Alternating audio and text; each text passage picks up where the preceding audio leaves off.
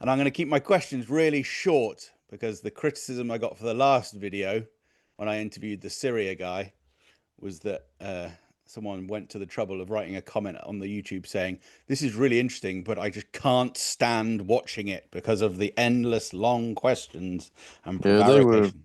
they were brutal to you, Matt. Yeah. Yeah. I hope you've recovered from that. Yeah.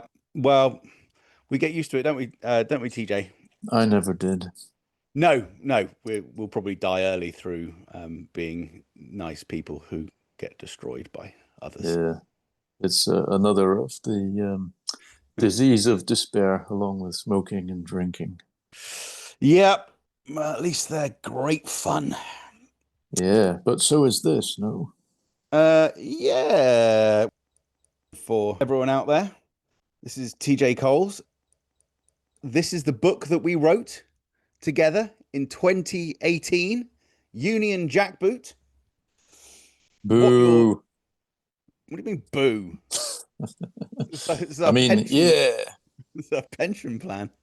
And the subtitle is "What Your Media and Professors Don't Tell You About British Foreign Policy." Do you know what? I think that we made a mistake with that. What your media and professors. We're not saying that professors are the problem, really, are we? Or we were saying that schools. Oh, they're the Although, they're the worst of all, those uh, fucking professors. why I do you think say that? you've got the fucked up version there that was unproofread, and don't let anyone see that for This Christ's this is sake. this is worth a shitload of money, though, TJ. The one with the black edges. It's stylish. Anyway, It's let's not go down that route. a mark of quality, Matt. A mark of quality. Yeah. So why are the professors worse than the teachers? Well, they're a bunch of knobheads, aren't they, to use a parlance? No, I think obviously they have to teach in a way that's expected of them within a certain criteria. And if they deviate from that, they can risk losing funding, being ostracized, etc. And it doesn't really have anything to do with politics or a particular kind of censorship. It's just a culture. For example, if you're in a Christian university and there's a professor saying, well, you know, this is a bunch of crap, Christ probably didn't exist, and if he did, he wasn't the Son of God, that professor is probably not going to get very far in their career at a Christian university. Or if it's whatever, imagine there is such a thing as a Marxist university. If there are professors extolling the virtues of capitalism, they're not going to get very far. So in any kind of Or even just saying Marx. what a prick. Yeah. And I think the same applies in our so-called Western democracies. If you start pointing out facts like there are intelligence agencies that operate with hidden budgets and are almost completely shielded and protected behind the veils of national security. So they can do whatever they like in the interests of banks and investors and imperialism. That doesn't fit well with the image of a Western democracy. So, by the same logic as the atheist in a Christian university, these professors are going to be marginalized. And we see evidence of that all the time. There are plenty of real, what you might call dissident professors who go against the grain. And if they don't lose funding and have trouble with their colleagues, they end up getting attacked from the outside. Like David Miller is one good example where he was dragged, what do they call it, raked over the coals by the Zionist lobby for his statements of fact about Israeli foreign policy. Yeah. Well, I don't ask questions anymore, so I'm just letting you talk. But Yeah, that's not a good idea. If you so when want you more say than one person to watch this, you should interrupt me as much as possible. it's all to get more than one person is fairly well, I think we'll probably get more than one, but so what the I'll cut that bit out. Don't worry. It's No, all keep in all. In fact, do the worst of, and keep the instead of the best of, just keep all the garbage and cut any time we happen to do a good bit, just cut that out and okay. keep in the worst. So when you say that there is a criteria for what is allowed to be said or what can't be said, are you saying that there's an explicit criteria, or is it just sort of an unspoken thing, or what? Sometimes there are explicit criteria. For example, if an academic receives funding, they obviously had to put a proposal together. And if they deviate too much from that proposal, the people funding it are not going to be happy that they've basically done whatever they wanted with this third party money. So that's an example where academics are obliged to at least stick within some kind of boundaries. And universities have their own codes of conduct and ethical guidelines and so on. So if academics stray from those, in theory, they can face consequences for that. And quite paradoxically, some of those codes of conduct explicitly safeguard freedom of speech, and yet in reality, we find increasing numbers of academics being cancelled. Which includes you and includes David Miller and includes I don't know who else would be on your list, but um, tell us a bit more about that. What happened to me, if anyone is really bored one day, they can read on Counterpunch. I wrote a long article about what happened there, but I wasn't actually studying politics at all at Plymouth University. I was researching blindness and visual impairment, and politics was something I was doing in my spare time. So it was even less reason to get rid of me. But basically, what happened is I can't prove it's him, but and he doesn't deny this because he doesn't answer me. But somebody called Cornel Sandvos, I forget where he's teaching now, but he's actually received British government money for investigating what's called misinformation and disinformation, Right. if I'm remembering this correctly. So, in my opinion, it's likely that he was researching so-called misinformation and disinformation, and he came across this Australian publication called Nexus Nexus. magazine. Yes, Mhm. and he saw my name in there, and he saw that in my biography that I was associated with Plymouth University. And in my opinion, I believe it was him. He complained to an old PhD examiner of mine called Jane Grant. And she started circulating this email. This I can prove because I have all the emails, thanks to a friend of mine who was copied into them. She started attacking my character, saying Coles is crazy, basically writing conspiracy theories, etc., for Nexus magazine. But what conspiracy theories? Nothing was ever specified, and what the etc. was, I don't know. But anyway, basically, the staff conspired against this alleged conspiracy theorist to lock me out of my email account and let my contract run out with no intention of renewing it. And I was working off campus. So it was Orwellian in the sense of the censorship, but it was also Kafkaesque in the sense of not even being able to face your accuser or being known what you're being accused of. And I think it's signaling a, a direction now where so-called conspiracy theorists are now a possible danger to society in the eyes of the state. Unfortunately, I mean, I'm far from right wing. I'm pretty much old school leftist. So the idea that conspiracy theories have now become part of the right wing culture is obviously concerning. If you look at something like QAnon, the massive phenomena in America, but there's also a conspiracy theory in that, in the sense that if you look at the people behind QAnon, they're connected to intelligence. They're either CIA contractors or retired CIA, quote unquote. or retired NSA or supposedly ex-military intelligence. So that in itself seemed to be a big psyop. It might have been originally to create momentum for Donald Trump, but then it was co-opted to try and discredit the Make America Great Again movement. But that's another Why story. would they?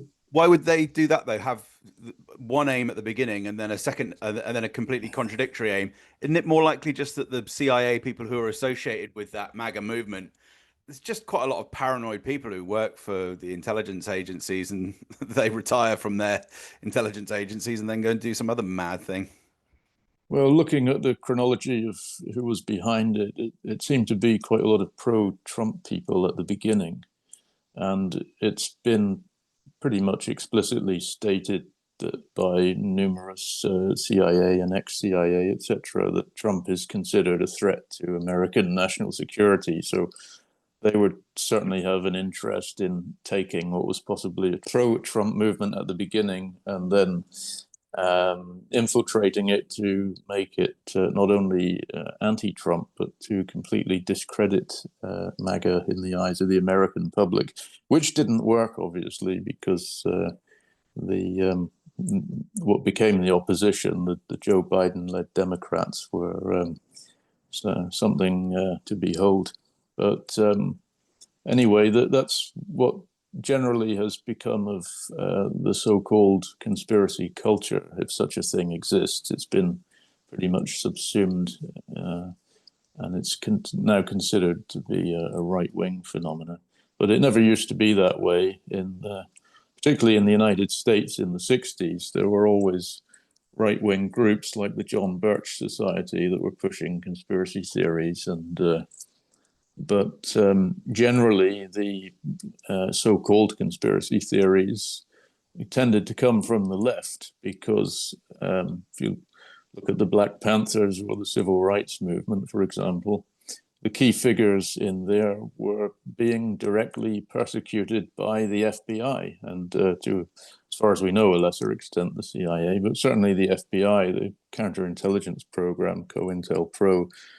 Phones were being tapped, letters were being forged to try and create discord within groups.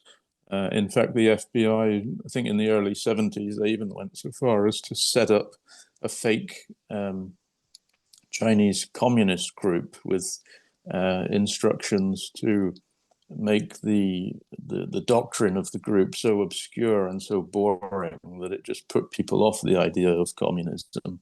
I mean, it doesn't mean much in itself, this example, because it's only one example, but it's just a nice little phrase that I found. It was some kind of hippie from the 60s who referred to the right-wing drift as the bend in the river towards the right wing. So Alex Jones, by the 90s, became the superstar of the conspiracy movement, and by then so-called conspiracy theories were mostly a phenomena of the right wing. And this has been an amazing propaganda weapon because anybody who questions the secrecy of the state and the operations of military and intelligence, if they can be associated with silliness like David Icke's reptilians or Alex Jones's ranting, it not only makes the entire idea that there can be secret things going on seem ridiculous, but it also acts as obviously a very good diversion, so that people end up following things that are almost certainly not true, and instead ignoring things that very likely could be true. So we wrote our book, Union Jackboot, in 2018. Um, and that was largely based on you doing exactly what you're talking about, which is investigating secret or at least semi-secret, fairly well hidden government documentation, particularly as regards UK foreign policy. What's happened to that research, and where has your research gone since then? I never had access to secret documents, and there's nothing like that in the book. It was all open source, which is the most amazing thing.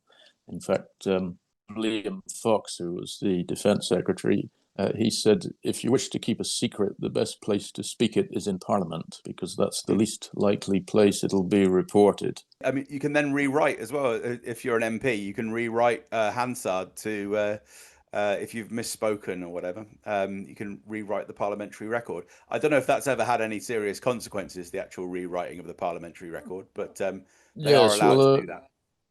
I know Norman Baker, who's a friend of mine, was telling me that he checked some of the transcripts himself and was quite appalled to learn that they're not accurately recording what he's saying sometimes. So, Yeah, yes, I'm not surprised about that.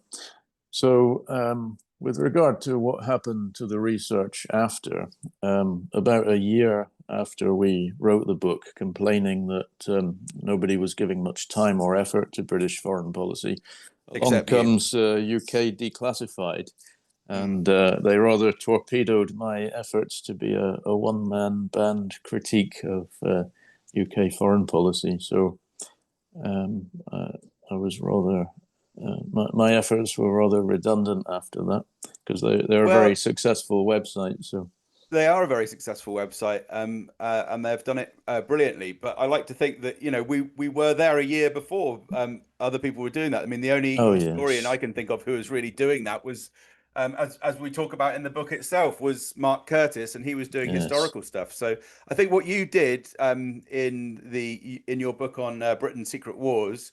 In 2017 was pioneering, and I think I capitalized on that by this absolute money spinner Union Jackboot the following year. And just because another group has took over that role in 2019, I still think that you should be very very pleased with what you did in that body of material. Well, that's kind of you, sir, but I can never be pleased.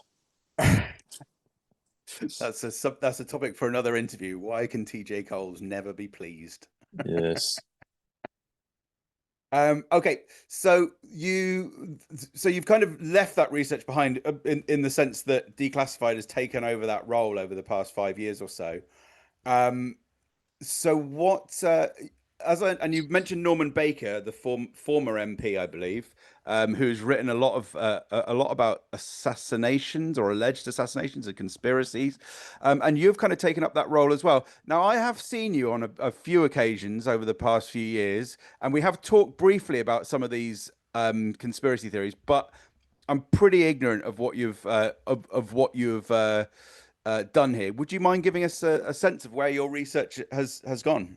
Well, I'll try, but I'm pretty ignorant about what I've been doing as well, actually. It's, I suppose you could call it, in the field of propaganda, you could call it kind of assassination hypocrisy or something like that, because um, if you look, for example, at mainstream British media and American media as well, they're very quick to point out suspicious deaths that occur in enemy states, particularly in Russia. And I Mm. think you and I would probably agree with that, that when there's a list of people that are enemies of Putin and they die, they've probably been bumped off, because it's an authoritarian regime, it's a criminal regime, and it's logical that Putin and the FSB are going to be assassinating political enemies. I think It's that's right. Although sometimes there are ambiguities on a whole range of cases. So, for instance, in the case of Navalny, I think even the Ukrainian authorities, weeks after the autopsy, said, "Oh yeah, it was just poor health." Um, and in the case of President Kennedy, I think there are ambiguities as well because if he was shot from the grassy knoll, as the popular theory goes, there's no exit wound going out the back of his head on the tape. So I think across the board with assassination conspiracies, it's there are ambiguities, and I suppose one question I'd ask you to reflect on as you go through your examples is how confident are you of the case for criminal intent and there being a crime? Well, as you often did in Union Jackboot, you took the words out of my mouth, because that's where I was going to lead to, that the whole point of a political assassination is to make it look like it wasn't an assassination. So that already creates a problem for investigators because, for sure, some or many of these deaths can be, acts of nature or accidents, legitimately so, and others could be assassination. There's very rarely any proof. That's why in law, for example, when there's no absolute proof in a court case, it's often decided by weight of evidence, Yeah, which, yeah. as we know, can be very flawed, which is a Mm-hmm. contradiction in academia and journalism, or hypocrisy, because the same academics and journalists who broadly accept the standards of a courtroom don't accept the same standards for a conspiracy theory. I Mm-hmm. mean, if you're talking about reptilians and so on, forget it. But if you're talking about something that could actually be real, you provide a weight of evidence, and it's although it might be circumstantial, it's still a strong weight of evidence. It could apply in a court of law, and it will be dismissed simply because it's got the label conspiracy theory. Whereas if it was given a different label and presented in a court of law, it might actually win a case. So for sure, we can never know because, in fact, talking of Norman Baker, I have his book on David Kelly, the Mm. weapons inspector, and on the back, Norman quotes purportedly a KGB expression: "Anyone can commit a murder, but it takes an artist to commit a suicide." That's a really good line. I hadn't seen Yeah. that. What a Norman. So Mm-hmm. that's, when you're dealing with professional assassins, that's already creates an ambiguity, because as distinct from murders abroad, when the government has a assassination list of alleged purported terrorists and they simply fire Hellfire missiles from Predator or Reaper drones or whatever they've renamed them now, they don't bother to deny that, except to say that we were targeting a terrorist, but we accidentally killed some people and it's collateral damage, and we're very sorry. But when it's Western democracies killing people allegedly within their own nation, in which domestic laws apply, and of course, standards of purported democracy, that necessitates secrecy, obviously, because it would completely shatter any confidence that people might have in the establishment. People don't like or trust politicians, obviously, elected politicians. If you look at public opinion polls, I haven't looked for quite a while now, but the last ones I've seen fairly consistently showed that people tend to trust more local politicians, such as councillors, than they do members of parliament, and for good reason. So politicians and tabloid journalists as well actually have a very bad reputation among the public. I think estate agents were in there as well for low levels of trust. Yeah. But I don't know what it's like now. But police and members of basically the security state, military, the clergy, they tended to have higher levels of trust among the public. And these institutions are more permanent fixtures of the so-called democracy, or the administrative state, you might say, because they help, for better or worse, they help to keep the country going. And they're often not elected members of the police force and the intelligence agencies, the military, and so on. So if it was found time after time that these organizations had been on a fairly regular basis committing political assassination domestically, it's harder to find pretexts and justifications for that. It's easy to justify murdering people abroad by calling them terrorists, because there's obviously an element of racism in that when it's foreigners, and xenophobia. And of course, if you can portray people as being a threat to your security, And plus, there's obviously a lot of media censorship, so the foreign enemies are dehumanized. But it's within the interests of the state to obviously outright deny any domestic political assassination. But I think it's fairly logical to say that if enemy states are murdering their own people for whatever reason, then our own governments would be doing it as well. And David Kelly's an obvious example. That was one of Norman's major projects. A few years after it happened, this was a weapons inspector that had been working for decades, actually, for the British government, and had a really high and esteemed reputation among colleagues for being an expert in biological warfare. And he was briefing journalists. And then after the invasion of Iraq in 2003, he ended up dead, supposedly of suicide.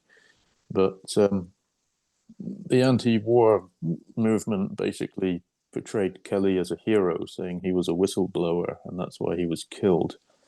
And the more establishment researchers and journalists would say, well, of course he took his own life because he was dragged in front of a committee and humiliated, so he killed himself in a feeling of shame and guilt. But I never believed in either of those explanations. They didn't seem right because Kelly had been authorized to brief journalists, so there wasn't anything new in what he was doing. And he always maintained that Iraq was a threat. So he was pushing the government line. And he was briefing journalists anyway, as he always had been. So I do believe he was assassinated. Whether it was by the British state or the Americans, I'm not sure. But I think there's something else going on there that's not been fully investigated. For example, he had some kind of relationship with an American spy called Mai Pedersen, and I wondered if it might have What's that had about? anything to do with that. I haven't Well, heard about that before. she was military translator, I think a Kuwaiti, Iraqi American translator, and her ex-husbands and colleagues basically said, yeah, she's a spy. And David Kelly had become a member of the Baha'i faith, religion, whatever you want to call it, which is quite active in Iran. And in my opinion, it's very likely that that organization is being supported by intelligence as a way to undermine the Islamic theocracy in Iran, to undermine the clerics. And so apparently Kelly and Mai Pedersen were going to buy a house together or something like that. So, but they seem to have both been involved in Operation Rockingham, I think it was called. There were a couple of operations that involved getting American weapons inspectors to plant false information in the media. And Scott Ritter, the famous American Marine, was part of this and blew the whistle on it. And it's very likely that Kelly was involved in that as well. So So why was I don't quite understand how all those things patched together. For a start, I thought that David Kelly I thought he was married for a start. Um, yes, but yes, he was. but you're saying he was perhaps involved in some way with this American spy. But also, how did Operation Rockingham lead to his assassination? What? I mean, surely it sounds like he's on the side of the British establishment because he's Yeah, supporting the idea of Iraq being a threat, and he's supporting the idea of undermining the mullahs in Iran. yeah. So that's exactly why I think there's a big question mark about why he was assassinated. First of all, what makes us think he was assassinated? If you look at the details of the death, which is supposedly a suicide, they're quite preposterous, and a few people few medical professionals that look into it believe it was a suicide. So it's very likely, on based on the weight of medical evidence, very likely to have been a murder. And then the question as to why, I think there's a big missing piece of the story that should be investigated. But in the in my looking into assassination propaganda, if you want to call it that, I've come up with some reasons for potential assassination, and having knowledge of biological and chemical weapons seems to be one, because in Norman's book, The Strange Death of David Kelly, he has a list of really like a dozen other scientists involved in biochemical warfare and research who ended up dead within the same sort of time frame of David Kelly. There was a Don Wiley, age 58, who, quoting Norman, supposedly fell from a bridge in Memphis and was reported missing. There's a Vladimir Pashinek, 64, leading microbiologist who allegedly had a stroke. Robert M. Schwartz, 57, found murdered in his Virginia home. Seth Van Goyen, probably butchering that pronunciation, sorry, 44, found dead in an airlock in an Australian laboratory. And these, it goes on and on like this. So the number of deaths of people involved in that field around the same time would suggest there was an assassination program. But as we were saying before, it's very difficult to prove that. So you have to take each death and look into it on the merits. So Yeah. So you think that it's not actually like the British government or MI5 or MI6 or anything that killed David Kelly, but something that none of us really quite understand, some kind of internal politics that that's really skewed that. That reminds me a little bit of the what happens with the Skripals, where the allegation is that Russian agents came in to bump them off with radioactive material, but it was ineffective. And then there have been conspiracy theories by people like Craig Murray, who have come in and said, well, this explanation doesn't make any sense at all. So it has to have been something else. But in both those cases, um, the David Kelly one and the Skripal case in Salisbury, it sounds like the investigators into it, like you and Norman and Craig Murray, are saying, well, the official story is definitely inaccurate, but actually there's something else going on that we just don't really understand. Do you agree on both of those cases? yeah, for sure with Kelly, and nothing with the Skripal affair makes sense either. So I would suggest there's a lot of missing pieces that we don't know. But for sure, it's not the story that we've been told. But yeah, biochemical warfare, people involved in researching weapons tend to end up dead. It's quite a dangerous job. There's also, just looking at a list I mocked up, child trafficking. People that look into that and try to expose that tend to end up dead. There was Gareth Williams, who was Oh, the the spy in the bag. Is that the yeah, the spy in the spy bag? in the bag, the GCHQ. Do you call it cryptologist or cryptographer? I've forgotten. But he was supposedly a maths genius who ended up getting recruited into GCHQ. There was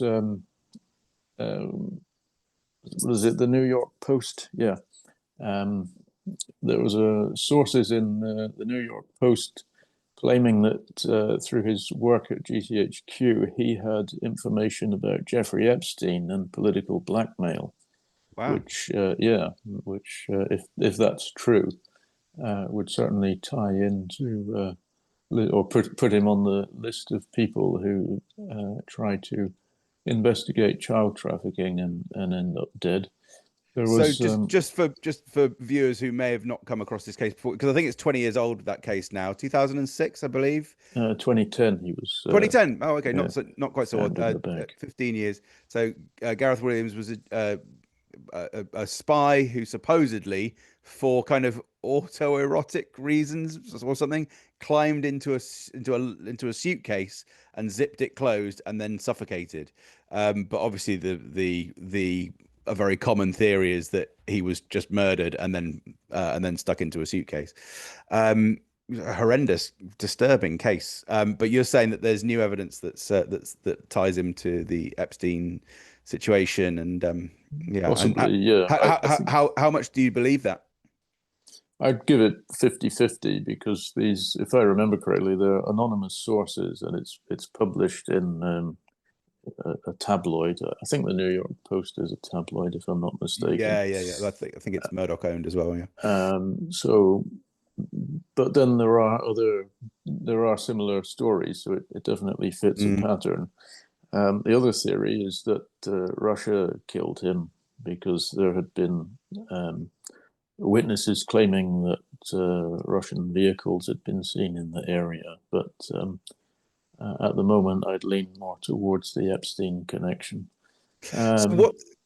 Aren't there cases that you have specifically investigated? I think when we met last time, you were investigating. Was it the death of an MP from the 80s? I'm trying to remember now.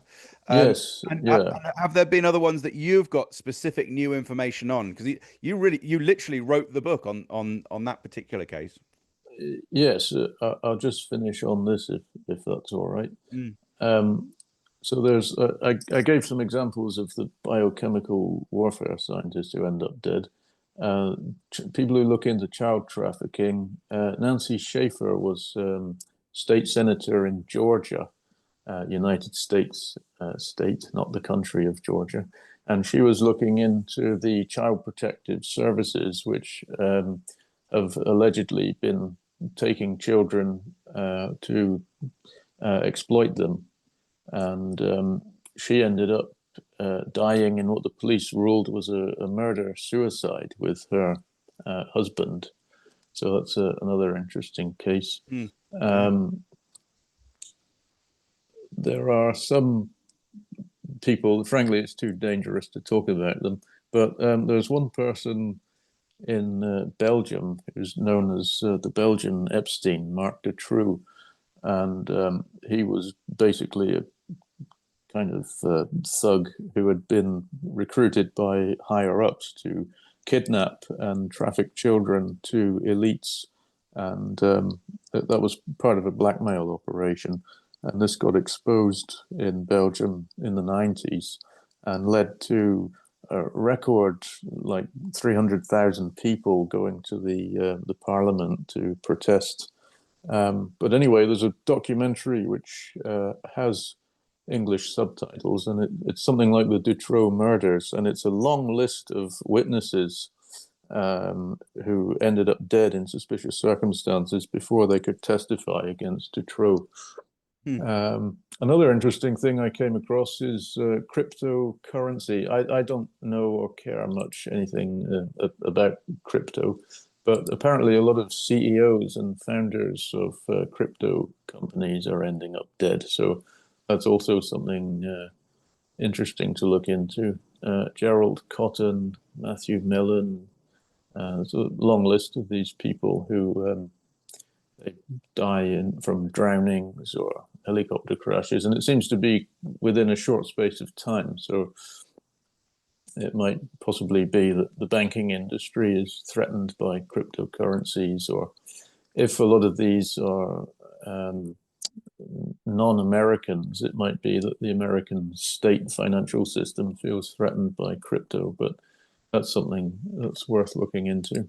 And Mm. one of the people who ended up dead, Nikolai Meshegian, I'm probably mispronouncing that, died in 2022 in Puerto Rico. And he had actually just tweeted out that the CIA and Mossad are about to blackmail me in a sexting operation. And like within a day of tweeting that, he ended up dead. So that's also interesting. Businesses, possibly people getting murdered because they blow the whistle on businesses. There was a couple of Boeing whistleblowers that you might have heard of recently who ended up dead. John Barnett had blown the whistle on safety issues at the Boeing Corporation and supposedly ended up committing suicide. Um, Journalists. There's a documentary I saw recently called The Octopus Murders. I don't know if you know about Oh that. yeah, I've heard of them. Is that Danny Casolaro? That's the one, yeah. He Mm. supposedly slashed his wrists in 1991 in a hotel room, Mm. despite telling people that if something happens to me, it will not be an accident. He was getting death threats. Yeah, but And if something happens to me, it will be an accident. I'm extremely cat-handed.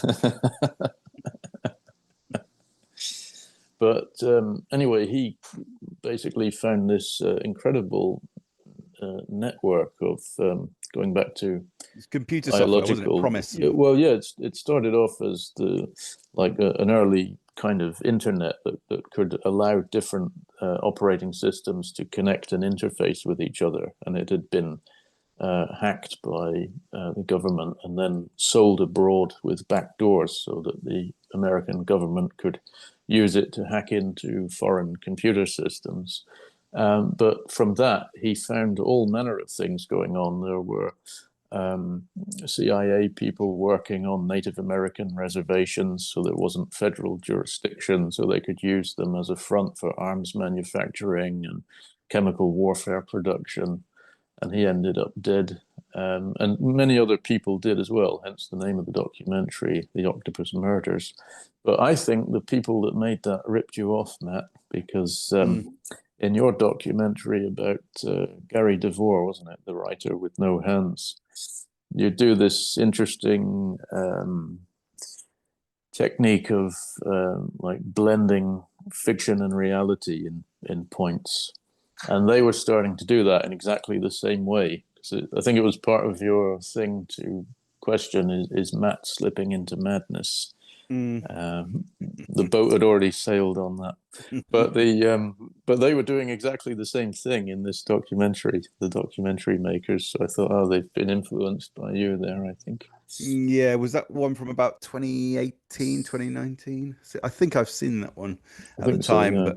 but yeah, I'm still waiting for a I don't know, conspiracy theory documentaries and films really have to be very good to blow me away. I mean, obviously there have been films that are conspiracy fact, if you like Oliver Stone's JFK and Nixon, and that are just absolutely brilliant. But I seem to remember a few of them, I think, including that one, may have just sort of slightly passed me by because it's sort of same old, same old. Yeah. Um, And then, yes, as you were saying, politicians. yeah. Obviously, JFK is the major one. And there's also around JFK, there are supposedly a lot of witnesses and people who knew what was going on ended up dead. What's the famous journalist, Dorothy Can't remember that. Kilgallen? Yeah. Um, yeah, she ended up dead. Also, Marilyn Monroe has been tied into that. There's a Mm, documentary, mm. I think, called the Marilyn Monroe tapes, Yeah, in which it well, but was, but again, there's also again with similarly with these other cases that you mentioned, like the Skripals and the David Kelly, there are kind of theories within theories. Like people say that there's a yes, conspiracy theory, but there's plenty of people who think that the Kennedy brothers were responsible for Marilyn Monroe's murder. So it's if indeed she was murdered. But I guess my point is, how can you really determine? You might be able to determine something, a theory is not correct, an Yeah, accident theory is not correct. Fine, yeah. but the next step after that is quite hard to get to.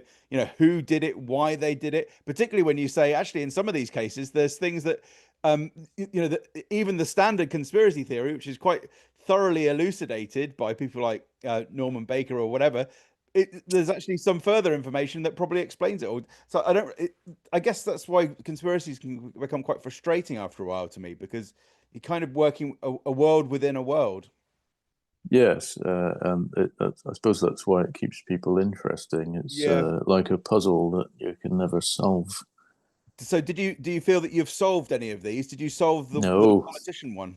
no, Or no. I do you feel mean, that you added something new to the story that was sort of very uh, solid factual material to the politician case or any of Well, the other. that particular case you're talking about, the book has been shadow banned by Amazon UK, so I Ooh, might be onto something with that. But in that case, post a it's link. oh Post a link yes, below. see, yes, and please prove me wrong. Say, hey, I'm in the UK and I can find it and buy it. That would be good. Yeah, But put a comment. but as far as I know, it's been shadow banned because I wrote to Amazon asking, are you a robot? And it was saying, no, of course I'm not a robot, Oh but I yeah, think it was a robot. yeah. But it said, oh, we're very sorry about this. I'll make a report. But of course, nothing came of it. If you go straight onto my author page, you can find the book. But if you type the book and the ISBN number and the full title Uh, into the search bar, nothing comes up. so And you it, literally, so anyone finding it has to literally find you first and go through all yeah, your, yeah, okay. it's strange. But anyway, this was real because earlier I said I'm like an old school lefty. That this politician was like the real thing. He campaigned relentlessly against nuclear weapons, and he would also campaign on marginal issues that don't affect many people, like getting braille cards so blind people can vote. You know, just somebody who really cared about people He and sounded like the Corbyn dedicated. of his day when I looked him up. Yeah, exactly. Just somebody who really cared about people and spent their political career trying to help people, whether it was comparatively small things or the things that affect all of us. And this was an MP. He's called Bob Cryer, and he was MP in Yorkshire, um, and he became particularly interested in Menwith Hill, which is the infamous spy station used by supposedly GCHQ, but it's basically an American military American base. base And it's in run, Yorkshire. yeah, and it's run by the NSA, and it enables communication with American spy satellites. And Cryer was actually supporting a lot of the protesters that were campaigning against Menwith Hill because at the time it wasn't very well known. And we were mentioning Norman Baker earlier. He was another politician that took up the cause, but Cryer was really in 1994, he'd given a speech in Parliament. I can't remember the technical name for it, the kind of speech that was given, but the defence minister, Jeremy Henley, if I'm remembering well, was absolutely not impressed with this and called Cryer basically a threat to British national security in the debate. And then within a month, Cryer was dead. He was driving down from Yorkshire to London after the parliamentary recess, and the car just overturned for no apparent reason. Some of the media reports at the time were inaccurate, saying that he'd gone through the crash barrier, which wasn't true. Um, but unfortunately, the waters are sort of closed over him rather quickly, and people nationally, people forgot about him. So not only was his legacy of human rights work forgotten, but the whole issue of Menwith Hill had lost that parliamentary representation. Because Cryer's basic point was that this is, the national security establishment working in a foreign country completely undemocratically with no oversight. And of course, putting American surveillance systems and missiles in Britain turned Britain into a target in case the Soviets had attacked, or Russia as it became after the dissolution of the Union. So So this was actually in the Blair era, well, not the Blair era, but the this is when Tony Blair would have been leader of the Labour Party and under John Major. just before then, so I think John Smith was the leader at the time. Labour leader. Uh, Yeah. he also died. People think And he that's a died on the conspiracy as same well. year, I think. Yeah. Yeah, yeah. And he actually was on the steering committee of the infamous Bilderberg group, which is Yeah. interesting. But he was a goodie, But, wasn't he? John Smith? well, if he was, that might have been why he was killed. But then he might not have been killed. You never know. Mm. It's what do they say now? Schrodinger's reality. The cat is both alive and dead, depending on who's observing it. Yeah, And the cat in the box is both has been shot in the head and has had a mysterious heart attack at the same time. yes, exactly. It is a conspiracy. It is an assassination, but it's also not. It depends on the observer. Yeah. um, so this case of Bob Cryer, do you think that this was? Yeah, I thought it was in the 80s, but actually 1994, a little bit more recent. 94, yeah. So is this are you how confident are you about that one, and how much new information do you think you were able to bring out in that book, which we will make sure is available on the Yes, we're going to take on Amazon and right all the wrongs that have been done.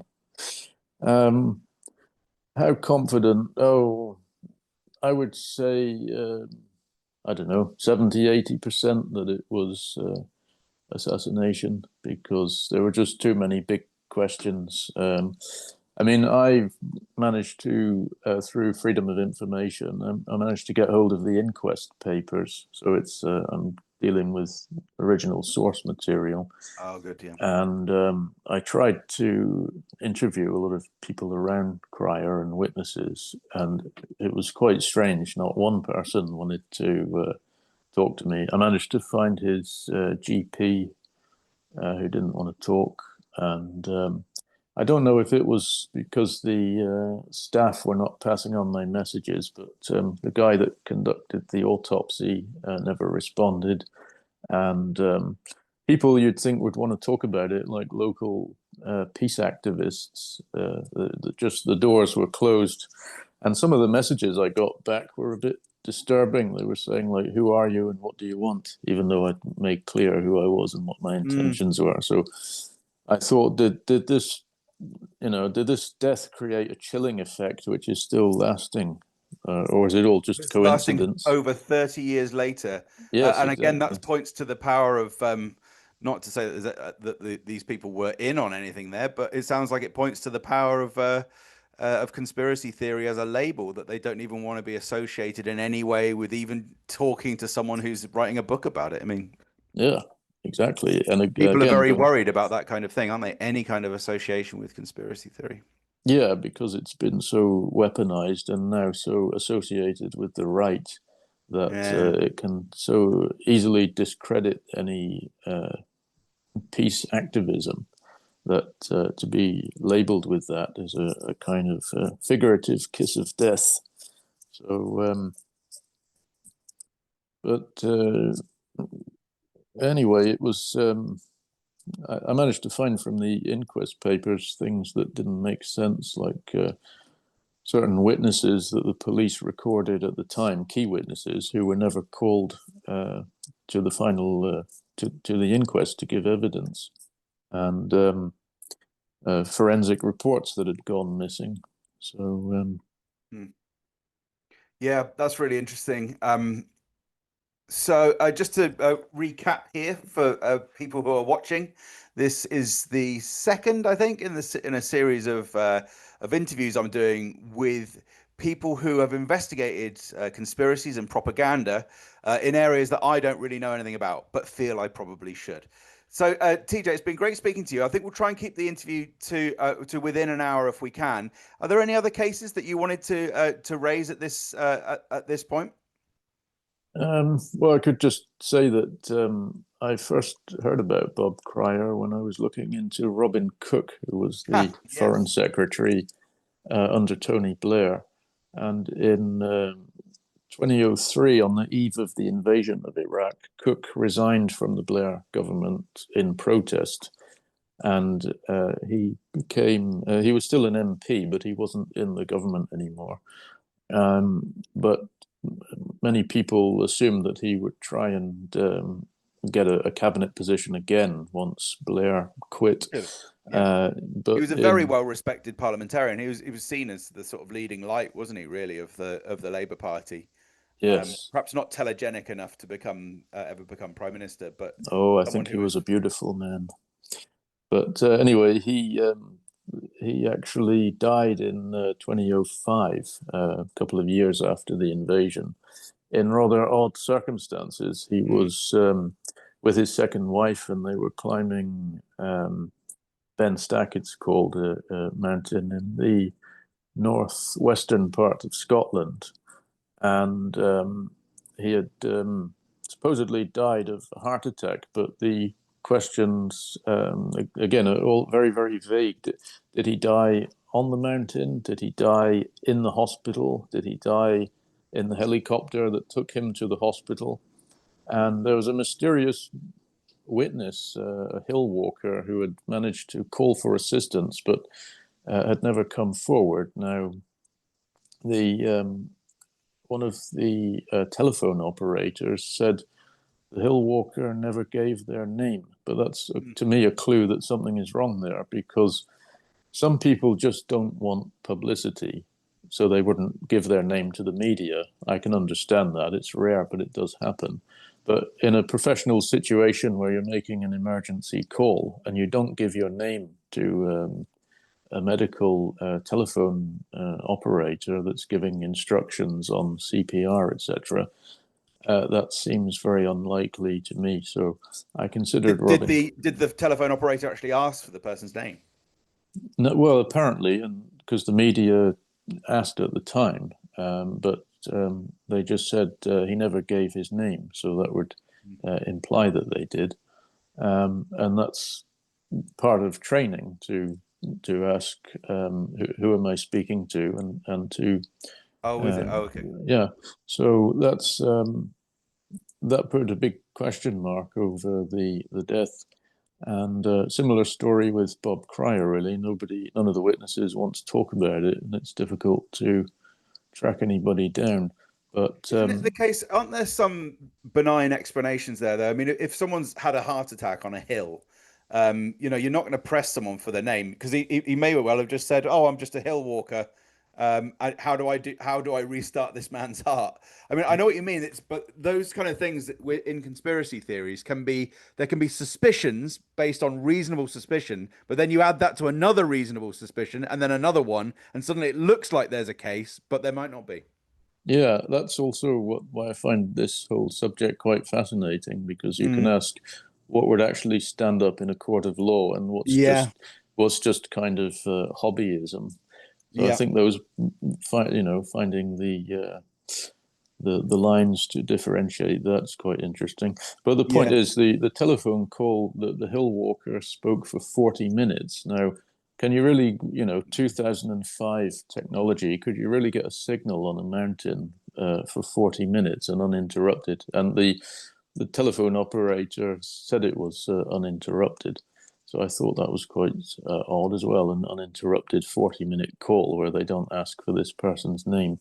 But the really, I guess the way to test that would be to go up to yes, Ben exactly. Stack, And try and use a 2005 telephone yeah, but to then you'd call have to someone. take down like 5G towers now, wouldn't you, to make it really, Yeah. really historically accurate.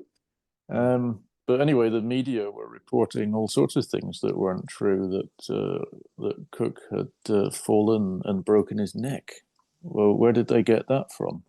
Mm. Um, because the coroner said it had been death caused by hypertensive heart disease. There's nothing about a broken neck. And he didn't have a heart attack and then fall off the cliff. He just had a heart attack and No, then fell onto the ground. well, he did. There was no falling down 8 feet, so it's a mystery where that came from. It's an Maybe they're just inconsistency in the hamming it up story. for the sake of the media. Yeah, that now if a paramedic, let's say, is doing that, Sell a story. that's really that should be investigated, because that's giving away. First of all, that's giving away sensitive medical information, unless they had permission from the family to do that. And it's also not obviously it's not professional to be lying like that. No, I meant the So media might have hammed it up. The media might have hammed it up to make the story more dramatic. in which case that would be a terrible indictment of the media to when you have such particularly such a high profile figure and such an odd Mm, death as this to be mm. inventing Jazzing it stories up. like that. Yeah. Yes, exactly. Yeah, this death of a leading politician is not exciting enough. Let's make him fall down a cliff. Yeah, Yeah. Okay. but Yeah. this the timing of it was Robin Cook had just written an article 3 weeks prior for the Guardian in which he confirmed, and given his position as Foreign Secretary, he would have been in a position to read these files and documents to confirm this. He was the first politician that I know of to confirm that Osama bin Laden, who was supposedly the head of Al Qaeda, had actually been paid by the CIA. Now, Mm, researchers had known that before, but this is the first time a politician of that stature had actually mm. been saying that.